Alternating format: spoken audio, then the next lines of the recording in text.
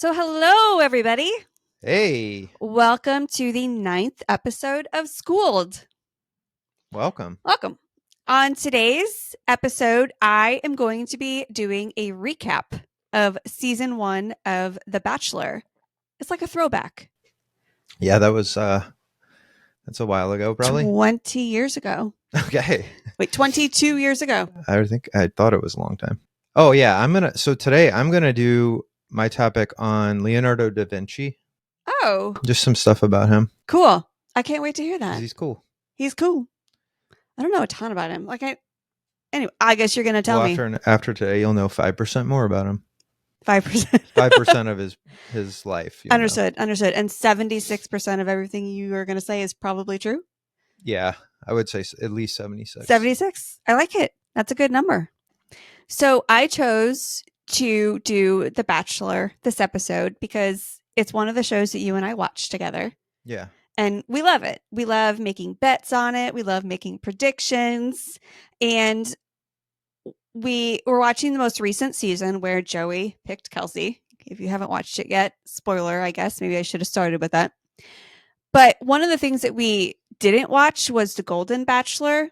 You and I have been saying this for years, that they should have a bachelor of older people. Mm-hmm. But I meant like in their like 40s and 50s, people Yeah. who've like have like had a divorce and are maybe a little bit more seasoned Mm-hmm. or know themselves a little bit better, understand who they are, what they want in life out of love. So when they came out with this Golden Bachelor, we were like, oh, they're 10 to 15 years older than what you and I had been talking about The Bachelor needed. But this might actually work because, like I said, they're older. Right. They know themselves better. If you didn't watch The Golden Bachelor, Gary, the bachelor, who seemed like a great... Basically what you're saying is they're not picking their significant other based on the number of abs they have. No. Okay. Well, no. And they're not going on the show just for like Instagram fame. True. And they also probably really actually want, like you said, when you and I first started dating, you were just looking for someone to go downhill with. Yeah. Probably they're looking for that too. Yeah. A little bit of happiness, joy, and someone just to be there in the end. Right. That's so happy. It is, actually, if you think about it. No, it is happy. You're right. So Gary picked Teresa in the very end, but everyone thought he was going to pick Leslie, probably because he told her that he was in love with her and that she was the one that he was going to pick.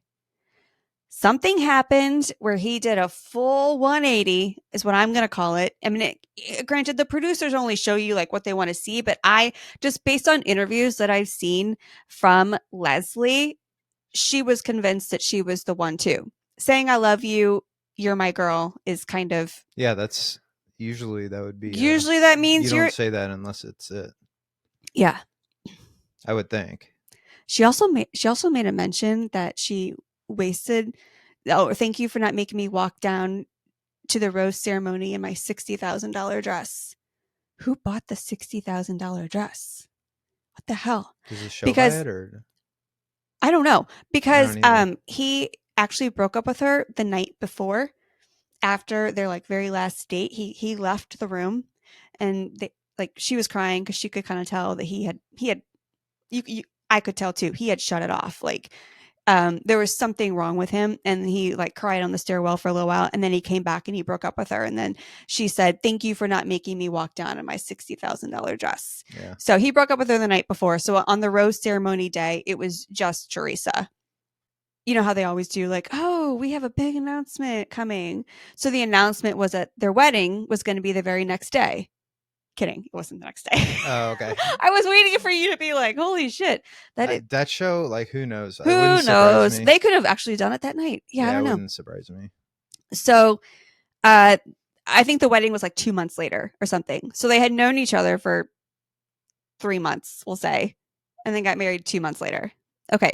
So I don't know if you were with me or if I was by myself, but they broke up. They're getting divorced.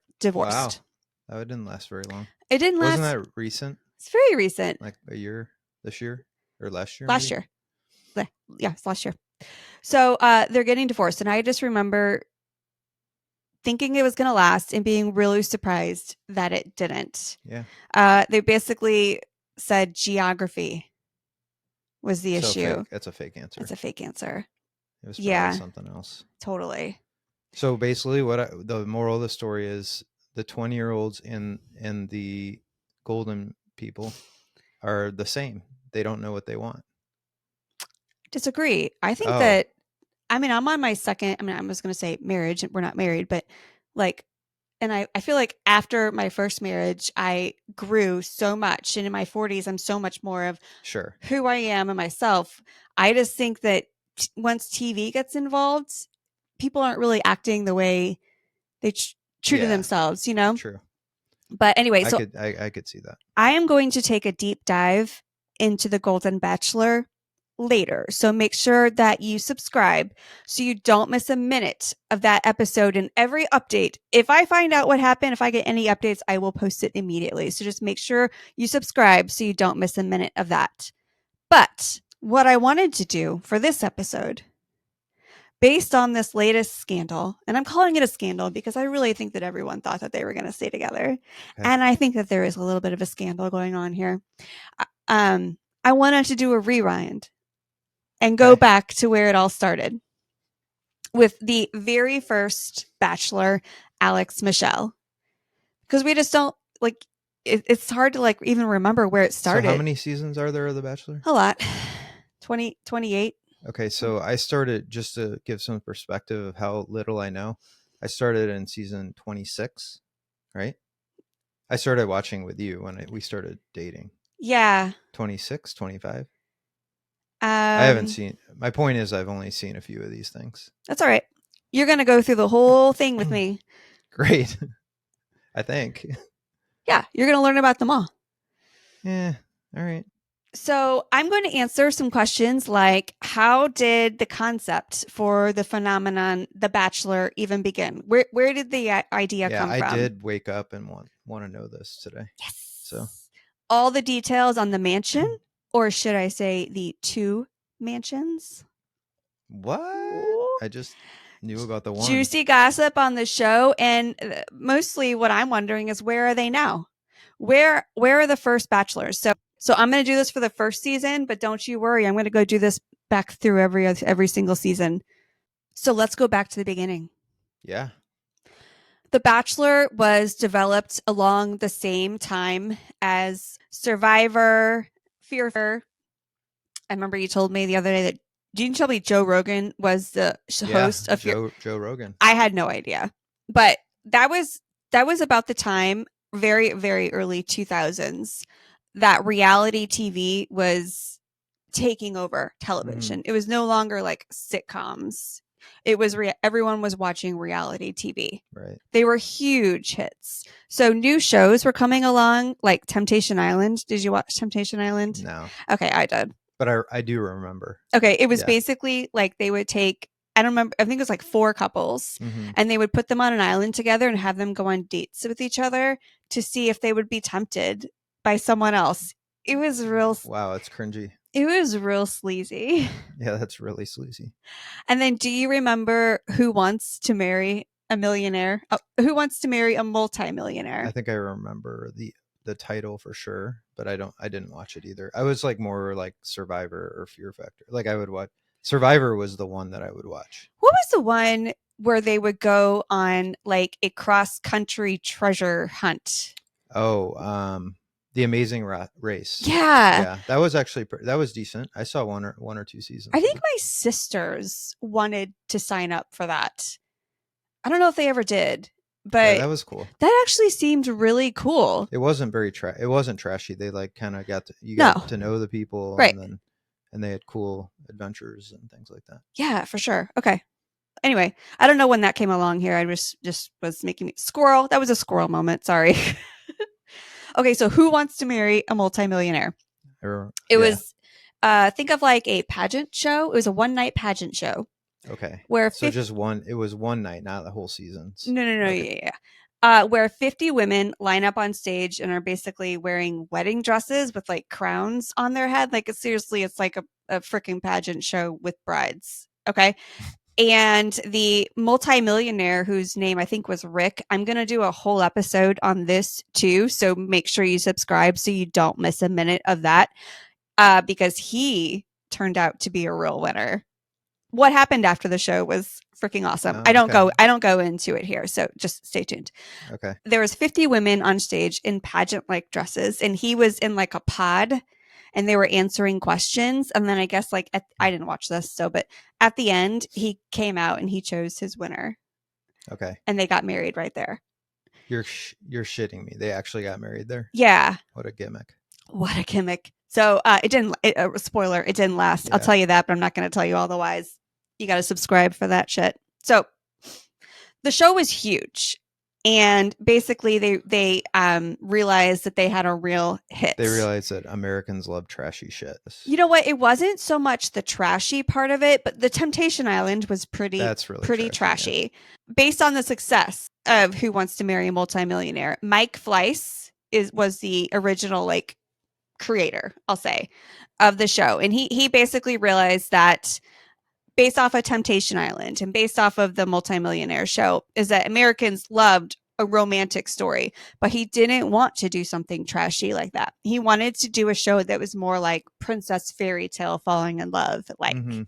So he came up with the idea of, he stuck with 50 women at first, fighting for one just all-American bachelor heart, not necessarily a millionaire, just someone who people would actually want. Like a good guy.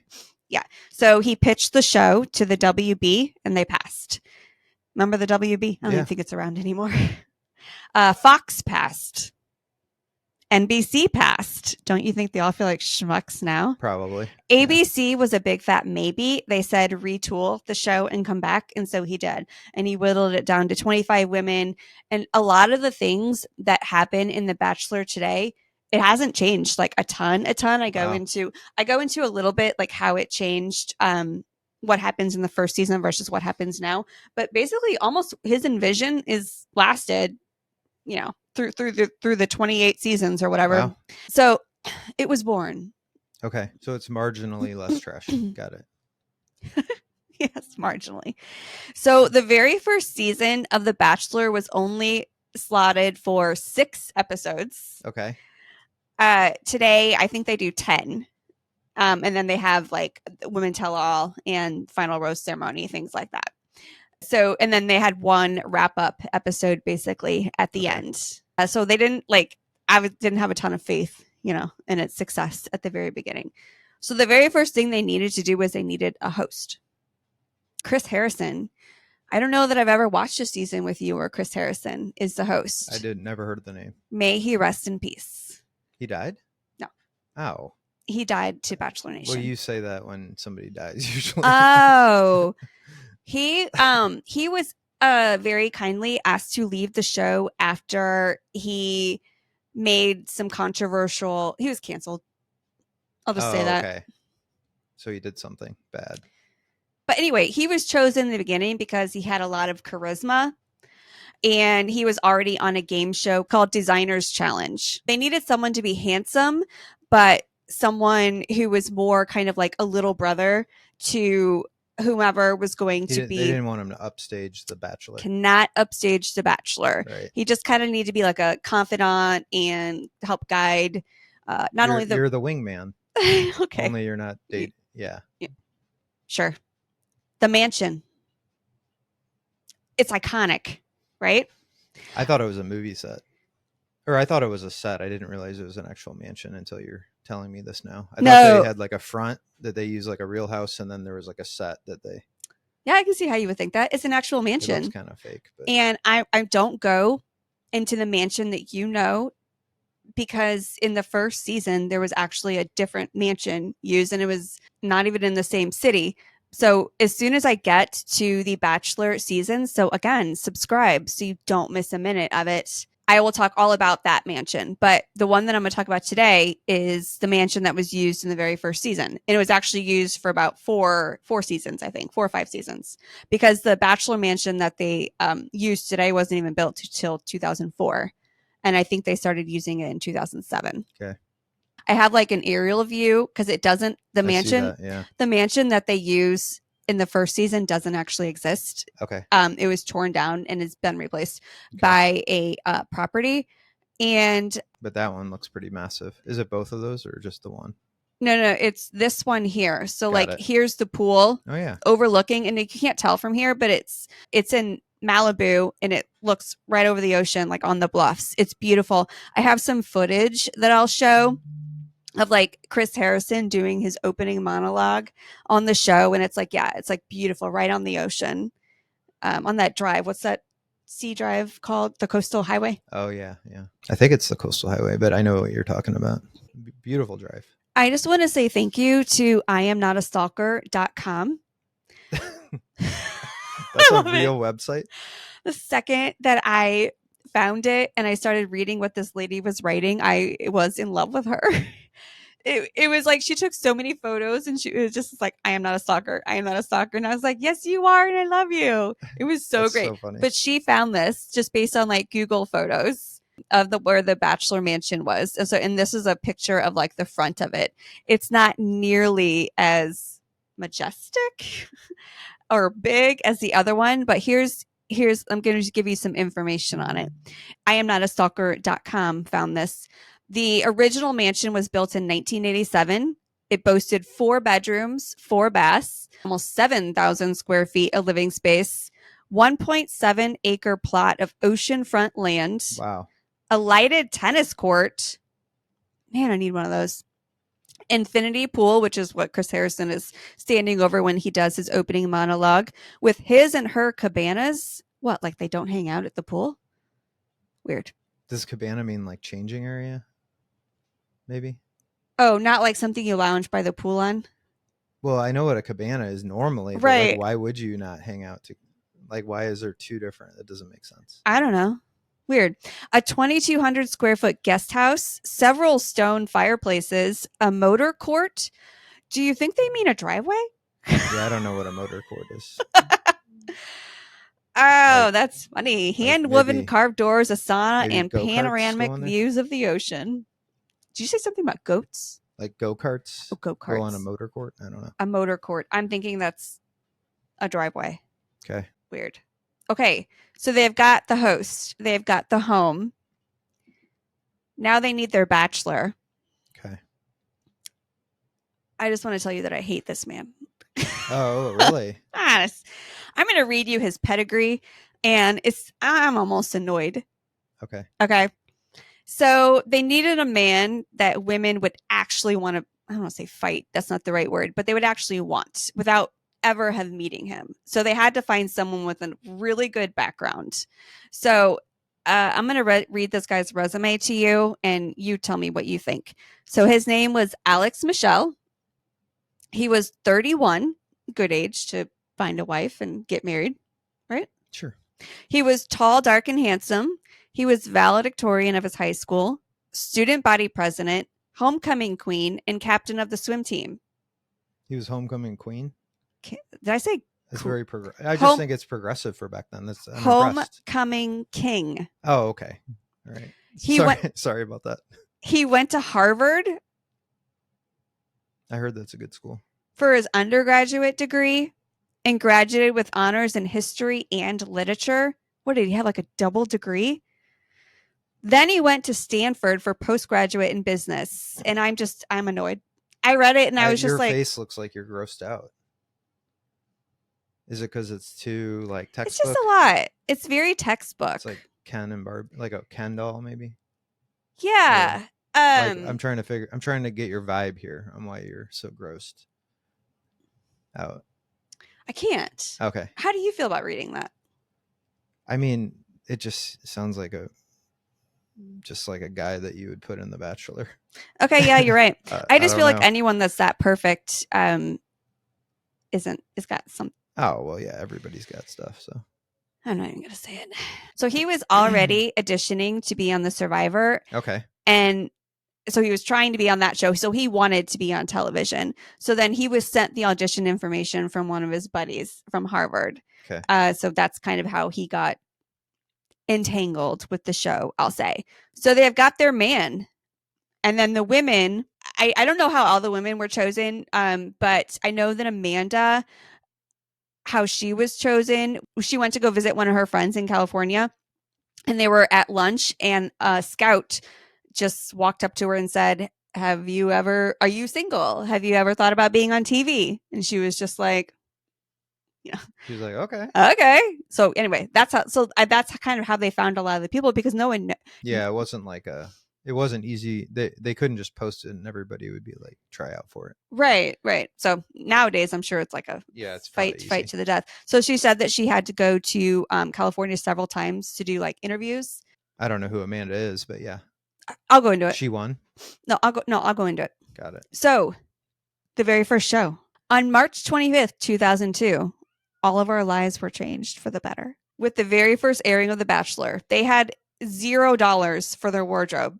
Nowadays, people walk up in $1,000 dresses or $60,000 dresses. Chris and Alex were wearing suits that were not tailored to them at all. Like literally, they probably went to like Bargain Barn. I don't know. That's funny. and got the suits. So, and there's just a photo of them standing out in front of the mansion. So Chris Harrison opens the show. One man meets 25 eligible women and goes from great date to soulmate in 6 romantic weeks. Each week, hearts will be broken as the Bachelor searches for the one woman who could ultimately become his bride. And no one was ever the same again. I wasn't. It's mysterious. So back then, like when women were coming out of the limo, because on the very first show, they still come out of limos. They didn't know shit about The Bachelor. Nowadays, when a woman goes onto the show, they know everything down to like their dogs and cats' names and high school girlfriends, because everything's on social media. Yeah. But back then, they knew nothing about this guy. The women, like I said, still arrived in limos, just like they do today. But there were no gimmicks. Like, you know how a lot of people walk up and like do like cute things. There was just like a, hi, I'm, whatever. Nice to meet you. It was like 20 seconds. And then they would walk into the house. They arrived. I was watching a lot of the videos and they all had like the Rachel haircuts, like the bobs. You know what I mean? Right. Like razor thin eyebrows. It was like just the styling was so much different. Some people arrived in pants and just like a really nice top. Today it's like gowns galore. What you're wearing is very, very important. So it was more authentic, maybe. I felt like. Yeah, sure. It was nice. It was refreshing. It's more like a first date type of vibe. Right. So, and then just like they do now, they mingle and they're served alcohol, but no one's like sloshing on the floor, or at least they're not showing any of that. It was very subdued, if you will, the first night. It was just Alex being kind of awkward, if you ask me, mingling and talking. You know how they do like I'll say confessionals, where they like go off into a room and they say, this is what's happening. They were done like in the wide open. They're like women walking around in the background. I'm guessing that the mansion was just so small. I mean, I said it was 7,000 square feet, but they probably just didn't know how to set it up yet. Yeah. So confessions were held right out in the open with women walking through behind them. So shows back then were not 2 to 3 hours like they are now. Sometimes they draw entire weeks out into 2 days of episodes. Like if you can catch some really good drama of like someone like fighting over a champagne bottle or something like that. Right. Before making his first night cuts, Alex walks into this throne room you see here. It's like got a picture of every single girl, and it seriously looks like a throne room. Looks like he's about like a shrine or something to the women. It's pretty creepy. Yeah, that's really creepy. So the women recorded messages to Alex, basically, hi, I'm so great to meet you. I'm looking for, things like that. Yeah. And what they call the journal room. They don't do this anymore.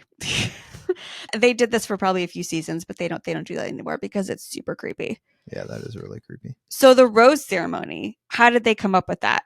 Because it's iconic also to The Bachelor. Fleiss, the creator of the show, says he has no idea how they came up with the rose ceremony. He says that he is a fan of the Grateful Dead, and the Grateful Dead like roses. They really do. And they went back and forth and were like, oh, maybe they can hand him a necklace or something. But they wanted for one girl to have a symbol that they were going to stay and another girl not have like a visualization that someone was going to stay on the show, that they had been chosen and someone had not, to show like the audience the difference. So if they're holding the rose, then if they're holding the rose, then they're staying. So that's kind of how they came up with that. And the original concept of the rose ceremony was that they were going to be seated around a table and the bachelor was supposed to walk behind each one of them, kind of like Duck, Duck, Goose. I was just thinking Duck, Duck, Goose. That's hilarious. Put roses in front of the girls that they wanted to stay. And I guess the other ones like wouldn't. I'm glad that they do it the way they do it now. Another one was they were going to have them all seated on a couch, but they, for whatever reason, they went with them standing, which I like, because they all they're like sweating it out. You know, the rose ceremonies, I say, can take hours. Really? The very first night of The Bachelor, it started at like sundown, and the rose ceremony was starting when the sun came up. It's a long night. And I think that's ridiculous. I think that's how they still do it today. Wow. Okay, so the next 2 episodes are really uneventful. I gotta be honest. There's a lot of awkward moments, but there's no villain like there is today. There's no drama queen. No one. I think one woman did get taken away in an ambulance because of a panic attack. But that was really about it. The very first Bachelor kiss between Alex and Lenice, which was actually extremely cringy due to the fact that Alex calls out, "Here we go," before he leans in and kisses her. Should we do it? Here we go. Interesting. I think she went home that episode too. You know how they hand out date cards? It's like, oh, we're going to go do this. They actually got like full-blown boxes with like gifts in them back then that said clues as to what the date activity was going to be.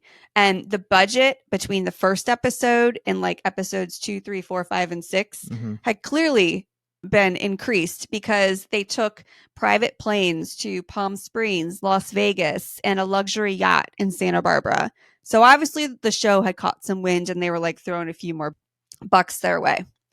By the 4th episode, so that would be 4 weeks. I'm sorry, let's go with 3 weeks, because you actually, by the end of the 4th week is when you're on the 4th week. I see. By the 4th episode, it's whittled down to 4 women. Okay. And what happens when there's 4 women?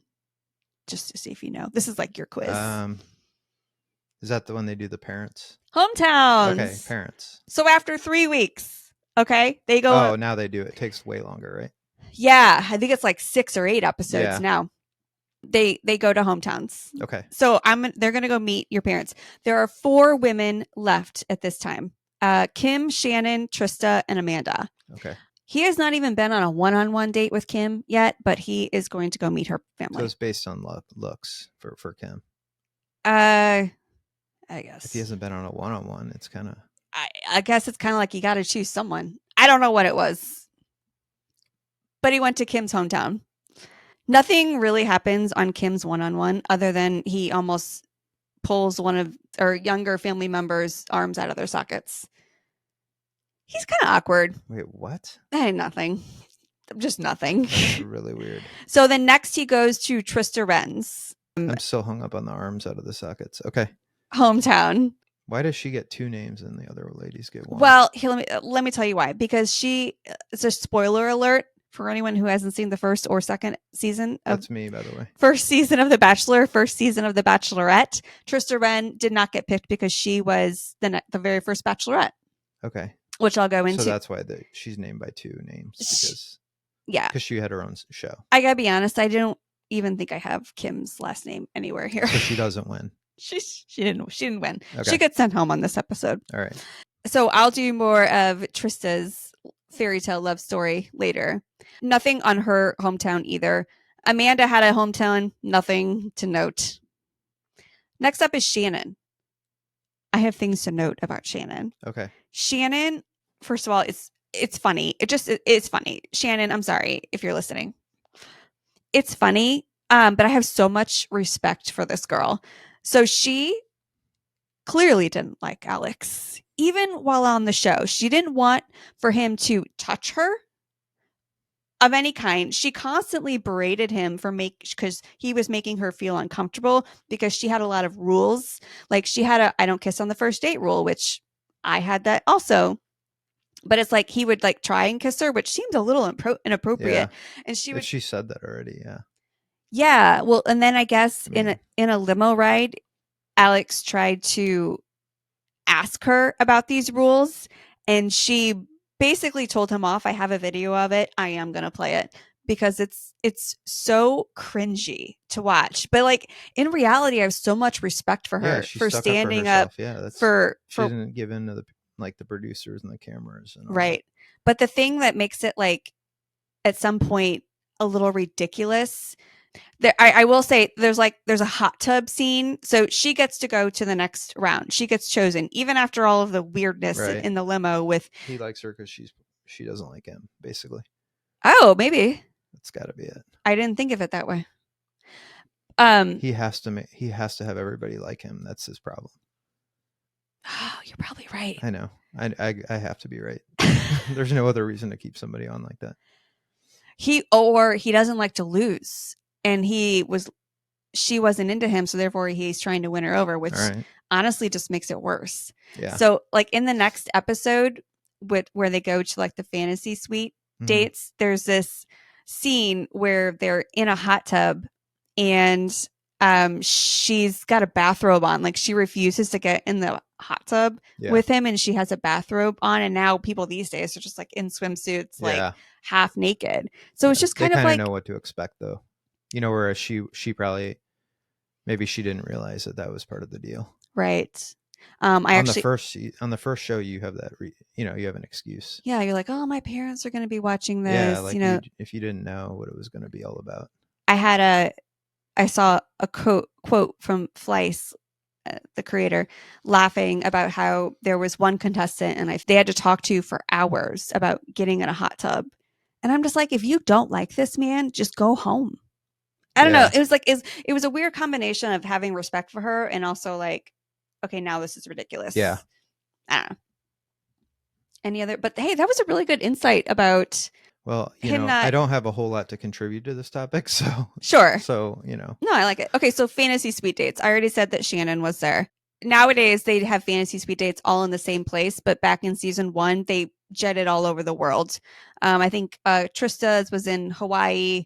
So the first fantasy suite date, there are night vision. That's really aggressive. Right? Yeah. And you catch like glimpses of them, like really on the bed. Like, and they don't show anything, but like clearly just say some sex was going on between Amanda and Alex. And at one point, you hear him order room service, and he asked for the dessert romp in the sheets. Wait, what? It's a dessert called romp in the sheets. Oh, okay. I don't know. Is that a dessert? I don't know. I've never heard of it, but no. He literally ordered room service. Okay, I understand. And then the next cut to this right here, which is a scene of Amanda that has like frosting or something all over her face. Okay. So they ate some cake. Yeah, they ate some cake. I already said that Shannon made it through her fantasy suite date. She called him out because she was like, I'm sure that you have one of these cards for all the women, which is true and just no nowadays. Yeah. So the final two, down to Trista and Amanda, that's where they meet Alex's family in the hometown of his hometown of Dallas. Okay. Pretty typical. Nothing crazy happens. The families are doing then what they're doing now, which is basically skepticism that this can really happen in that short amount of time. Right. Yada, yada, Under yada. Camera the whole time. Are you sure? Being fed lines by the people. I don't know. It seems pretty authentic, but yeah, probably. Does it? It seems so contrived sometimes. Okay. Well, here's what I'll say. I'll say the first season seems more authentic than what it seems now. They probably just said, let's just roll the camera and see what happens. I probably didn't know what was going to happen. Yeah. Some of it's authentic. I agree. But you can tell sometimes they are definitely being fed questions and stuff like that. The fact that the producers talk to them while they're shooting, they're feeding them stuff, Yeah, for sure. That's all. Trista does not at this point say I love you, but Amanda does. Okay. almost all contestants by this point have said I love you. So that was kind of cool, I thought. On their final date, Alex tells Trista that he would pick her, but then he doesn't. Wow. So it's like the Golden Bachelor.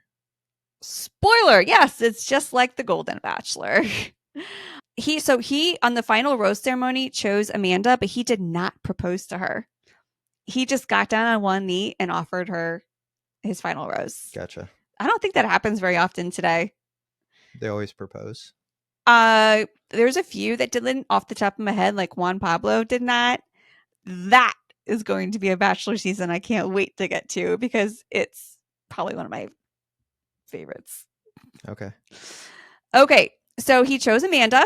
You know how they go to Neil Lane's to pick out the ring? Yeah. They didn't do that. They went to Harry Winston this time.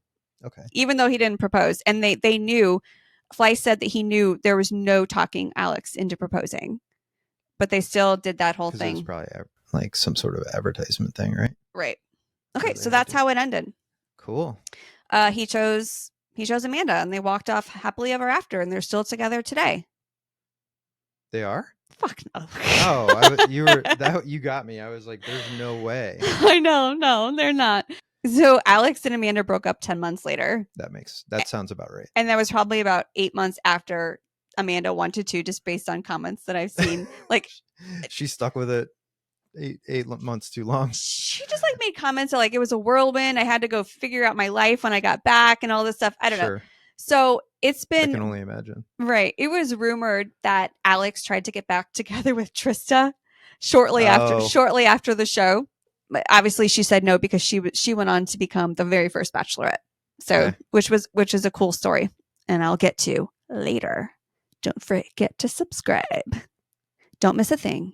So after his 15 minutes of fame on The Bachelorette, Alex became a spokesperson for Match.com, and he dished out dating advice. He was also the romance and proposal expert for Princess Cruises. What? That's so weird. He must have been more of a celebrity than I remember, because I don't remember him at all. But I wasn't watching The Bachelor either.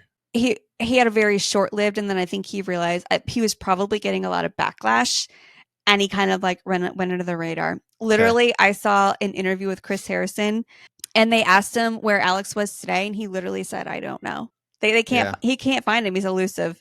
Yeah. I know where he is because I looked at his LinkedIn profile. You looked in I'mNotAstalker.com. No, I am not a stalker.com. Did not go into Alex. She only went. Oh, maybe she did. Maybe on a different site. You're more of a stalker than this lady. I listen. Okay. I was taking after her. Sure.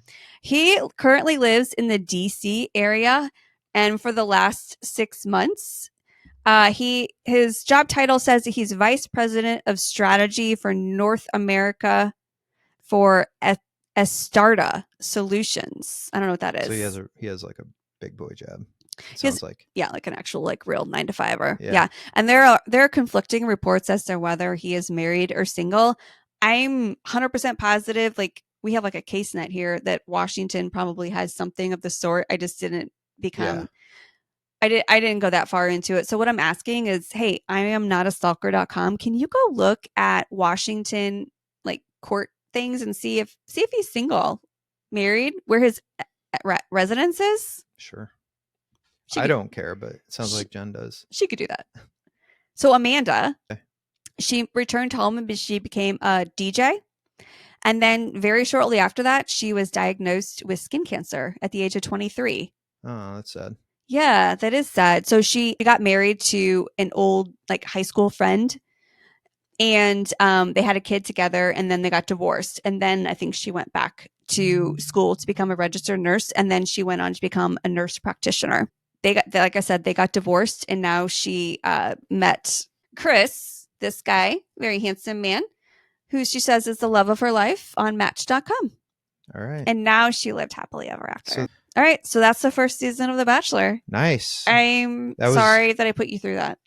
You know what? It wasn't the worst, but it isn't my your cup of tea.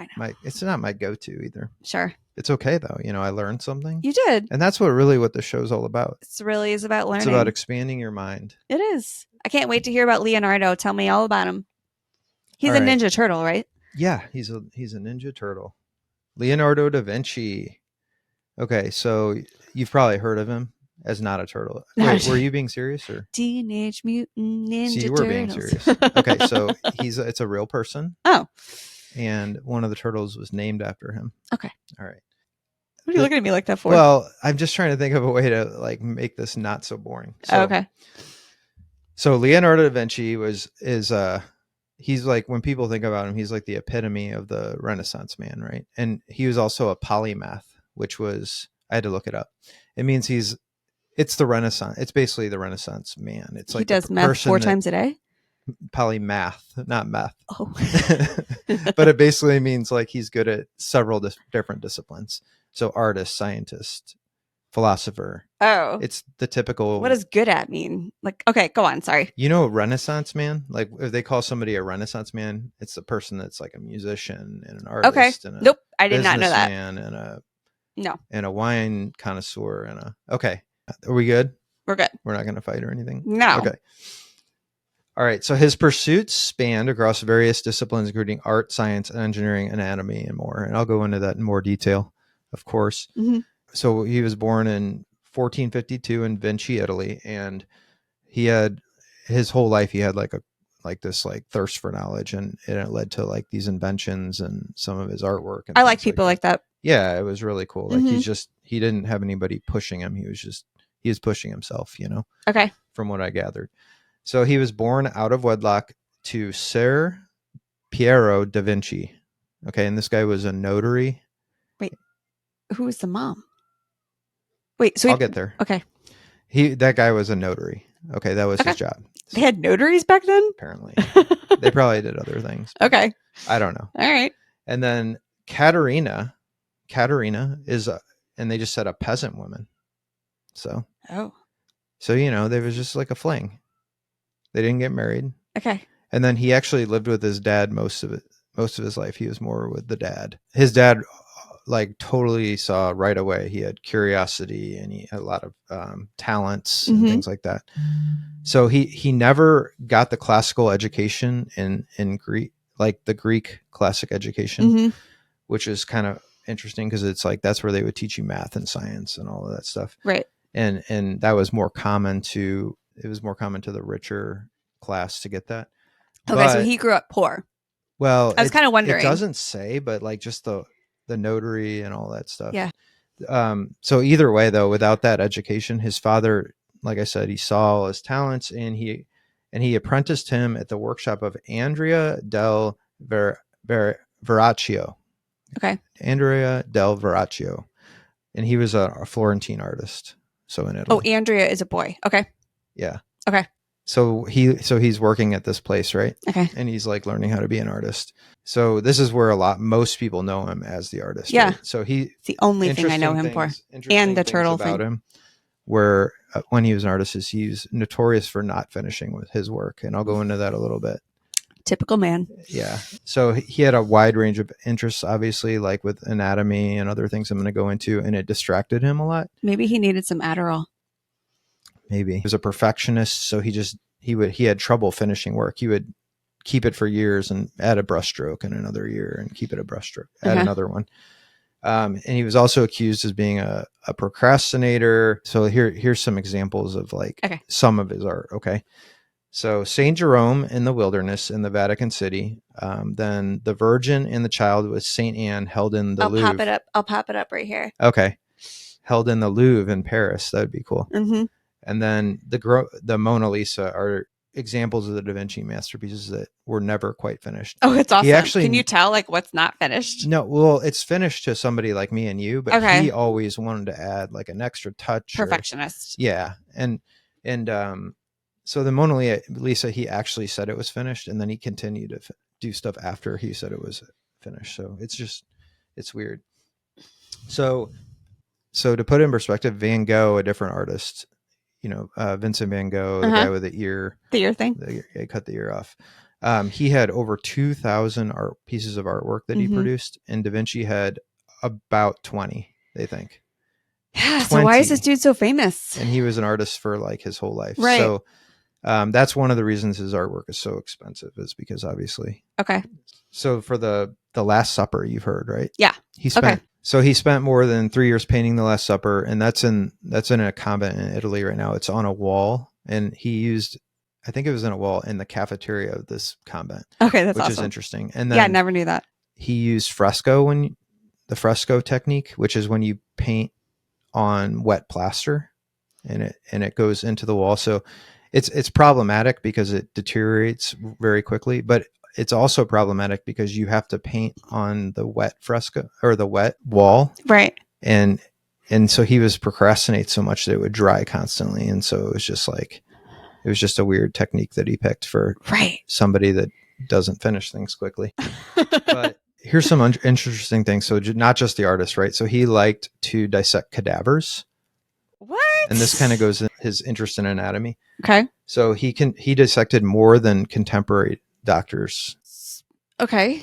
In an era where medical knowledge in Europe was rudimentary, Da Vinci was one of the original pioneers That's in what I the was gonna say. field Did he of contribute? documenting the human anatomy. Wow. I had no idea. So he had to dissect it a lot.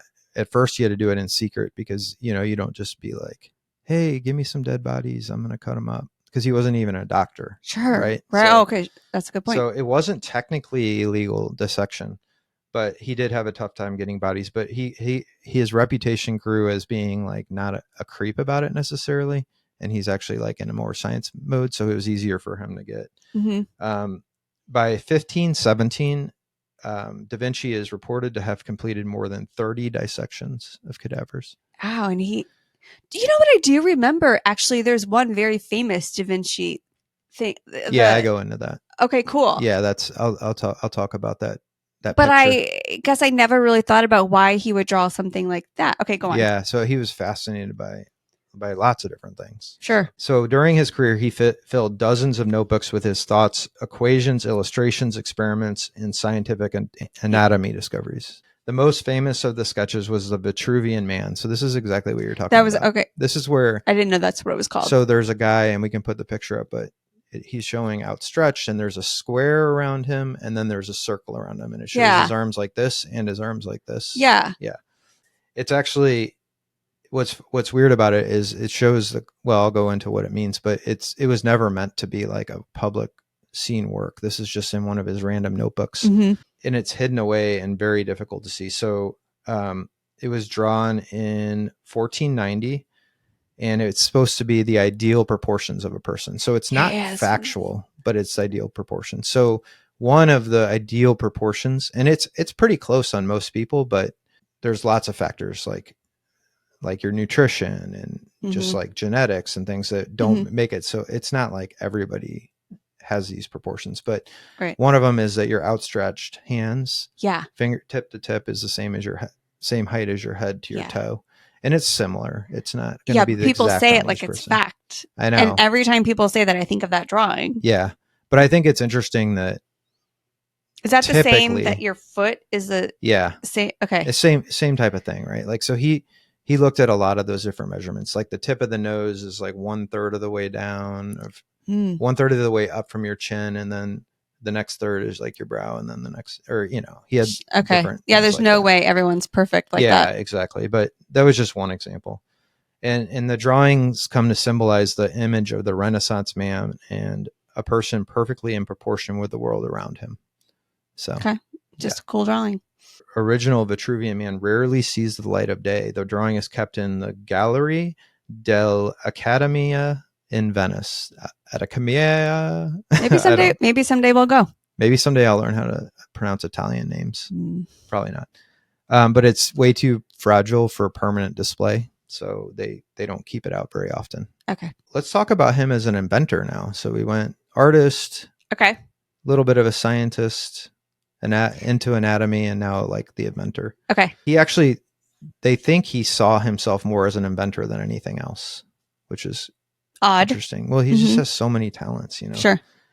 And we think of him as a painter, but he might have thought him as an inventor. During his time as like when he was doing his best thinking, I'll say, there was a lot of like conflict during the Renaissance between groups and religions, and so this made him think of like machines to help with defense and things like that, and he drew a lot of these in his notebooks, right? Oh, okay. What's interesting about him is that they didn't build there wasn't a lot of building of his things. They didn't come to fruition, but there's tons of designs that inspired people to do lots of other things. Okay. So I'm thinking of like the catapult thing where they like throw the flaming whatever at the a trebuchet. Holy moly, is that what it's called? How That's do you what know it's that? called, but he didn't invent the trebuchet. But It's just what I was picturing. Yeah, you were picturing like a war machine. Right. Gotcha. Trebuchet. Where'd you pull that word from? Everybody knows what a trebuchet Everyone is. knows what a trebuchet. You crank it back, you cut the strap, and it flings like something as like a catapult. Mm-hmm.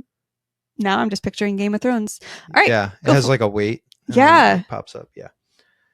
All right. You don't want to be standing during behind this that thing. time, he got a job with the Storza family. Okay, this is during the Renaissance. Okay, SFZ.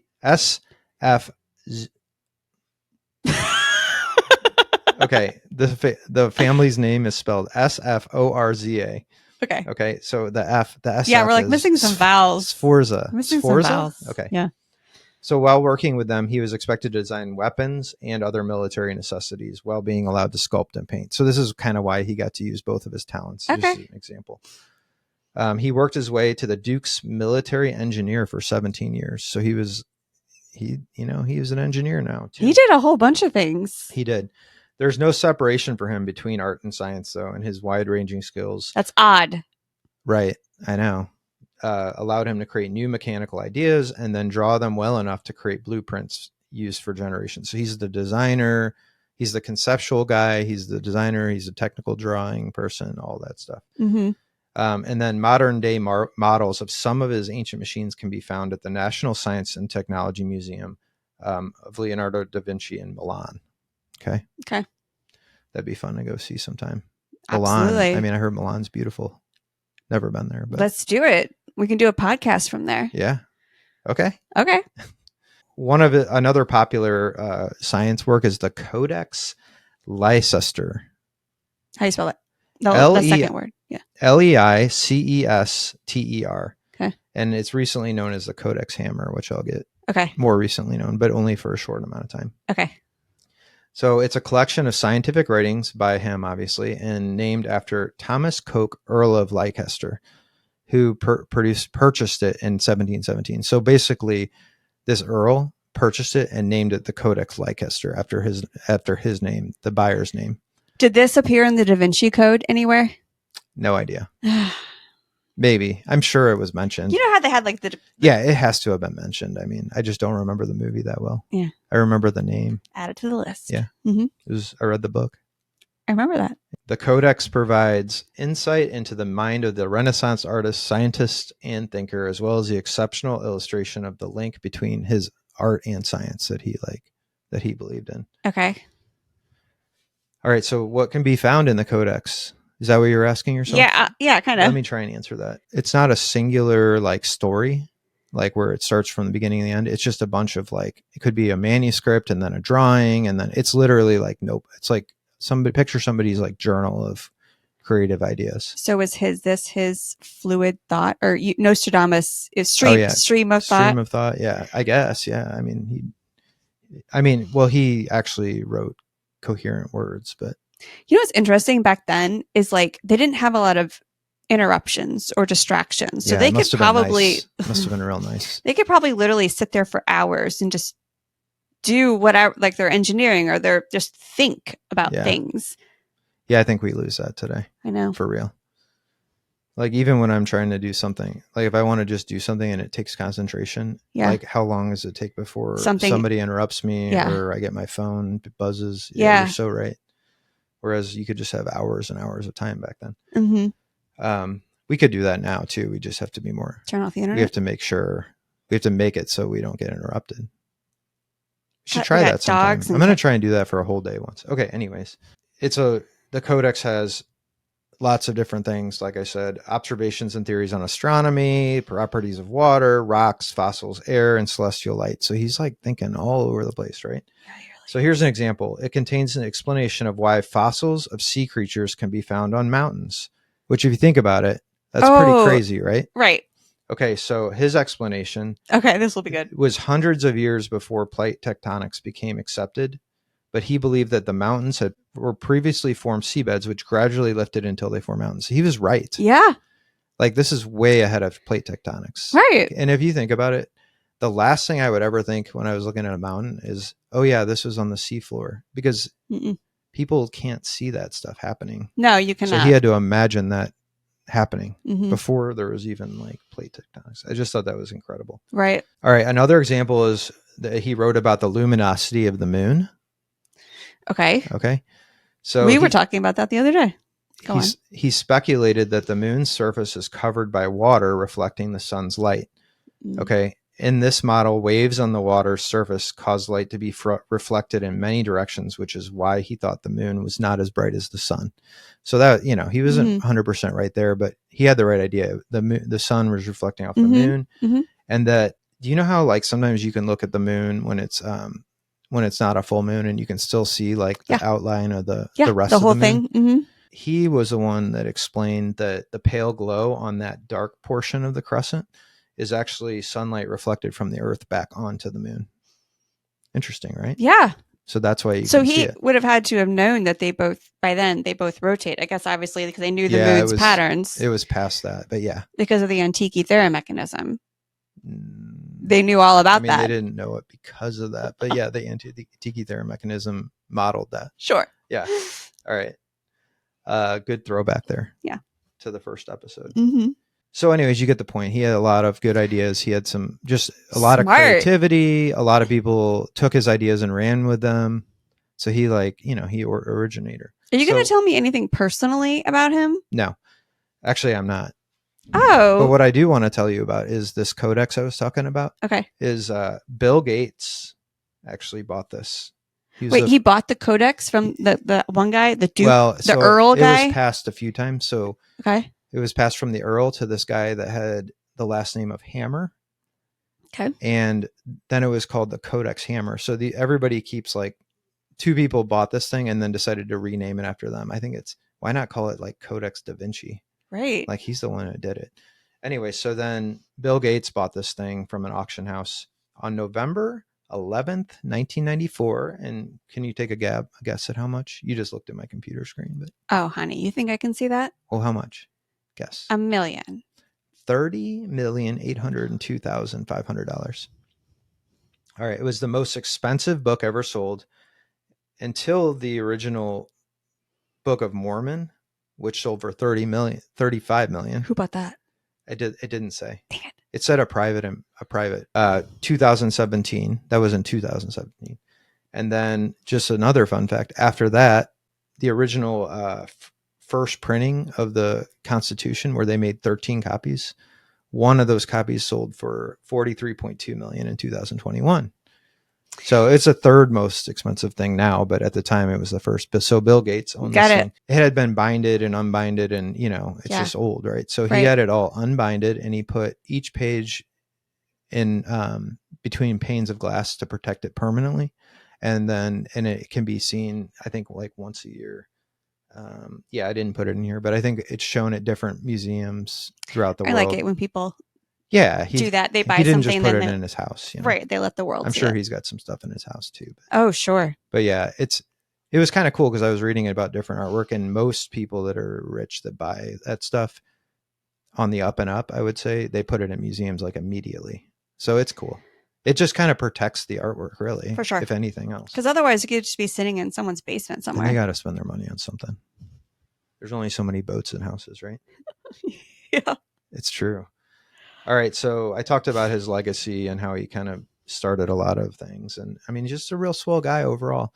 So yeah, I didn't go into his personal life. Good. They don't really have like a lot of like personality traits of these people back in the day. I am imagining. I mean, I read some stuff, but I read everything from that he was gay to not gay, and that he was dating the. Not that there's anything wrong with that. No, I see what you did there from Seinfeld. Yeah. So he was gay, but he was also dating or having an affair with the lady that would pose for the Mona Lisa. Also, that I thought we didn't know who the Mona Lisa lady was. They think it was the lady from this, where he was commissioned at a house that he lived at.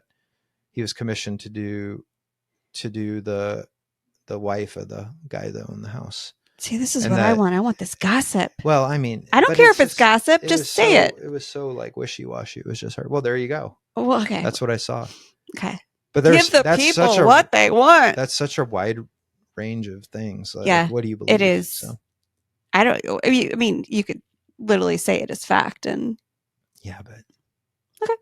Well, that was very, very interesting. Okay, great. I never knew all of that stuff about Da Vinci, and I liked learning a little bit about The Bachelor.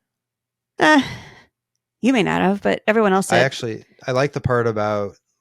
I like the history part of it, where like how it started, how it came about, who invented it. Yeah, because it is interesting to think about that time in our lives. It is. Thanks for doing this with me. It was fun. Likewise. I can't think of anywhere I'd rather be. Go team. Hey, Go team. Have a great week, everyone. We'll see you next week. See ya. Thank you all for listening. That's a wrap for today. Remember, this is not just a podcast, it's an interactive experience. If you've got a burning topic you want us to try and butcher next, drop it in the comments below. And if we pick your brainchild, you might just find yourself sitting in the hot seat as our honorary guest host. Be sure to hit that subscribe button so you never miss an episode, and follow us on all of our listening platforms. Until next time, stay curious.